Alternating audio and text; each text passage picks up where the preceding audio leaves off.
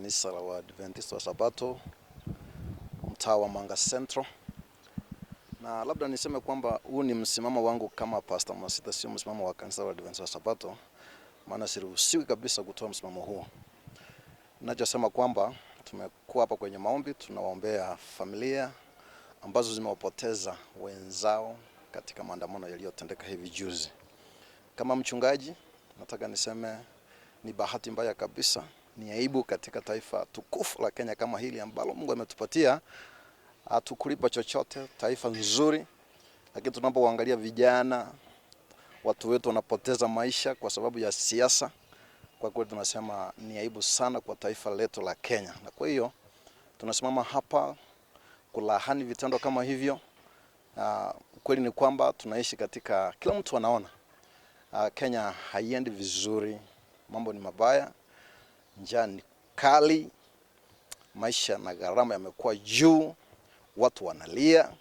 It is not easy to put food on the table, and this is what we are saying. Serikali ambayo tulichagua, serikali ya Rais William Ruto, tafadhali, the ball rolls back to you. Stand and protect your citizens. Life is so precious. Life is given by God. Do not allow anybody to take it away. You are the president.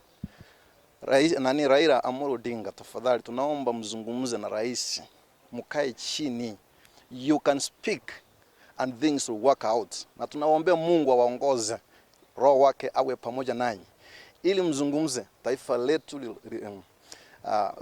let our nation go back to where it was, so that we have the peace. And even we pastors, we cannot preach if there is no peace. Ili tuhubiri injili ya Bwana tunahitaji amani. Na viongozi hao wawili, wewe Raila na Ruto, tafadhali zungumzeni.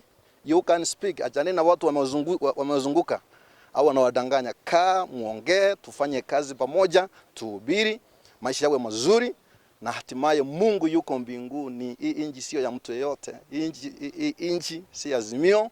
Hii nchi sio ya Kenya kwanza. Hii nchi ni ya Mungu, na Mungu ametuweka tuyatunze maisha ya binadamu. Tusiruhusu mtu afe. Kwa hiyo tunawatakia kila laheri.